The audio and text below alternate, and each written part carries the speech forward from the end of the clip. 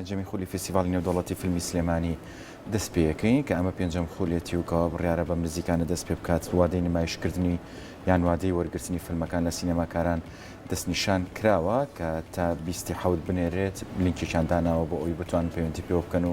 و فیلمەکان لەوێ ببینرێت و دواتر هەڵسەنگاندنی بۆ بکرێتەوەی کە ئاماژی پێدراوە زیاتر لە 100 فیلم نمایشەکرێت جگە لە فیلمەکان کۆڕ و سیمیناری تایبەتەکرێ بە تایبەت بە بەرەو پێشچوونی زمینە سازی فیلمی کوردی و بەرەو پێشچوونی مۆرک و سیمای سینەمای کوردی. بەڵێ بێگومان هەروەکو دەستەکە ڕایانگەیاندووە کە فستیڤالەکە تەنها بۆ ئەوە نییە کە فستیڤالێکە ساڵانە سازەکرێ یاخود چەند وەرزیەکە یاخود ئامادەکارانی ئەم فستیڤالە کار بۆ ئەواکەن کە ئەم ساڵ بە تایبەتی فستیڤالێکی جیاواز بکەن و فستیڤالەکە بە تەنها نمایشکردنی فیلم نەبێت و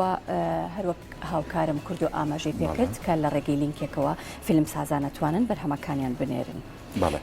سەرۆک و دەستەی ئامادەکردنی فستیڤال وادەی پێنجەمین فستیڤالی نێودەوڵەتی فیلمی سلێمانیان ڕاگەیاند بە پێیوتی سەرۆکی فستیڤال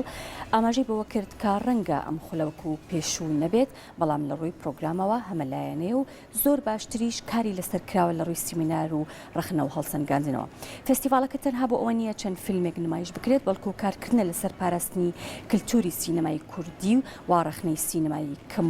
و کوڕەکانی سینەمای کوردی زیاتر بایەخی پێدراوە. هەروەها زیاتر لە 100 فیلم نمایشەکرێت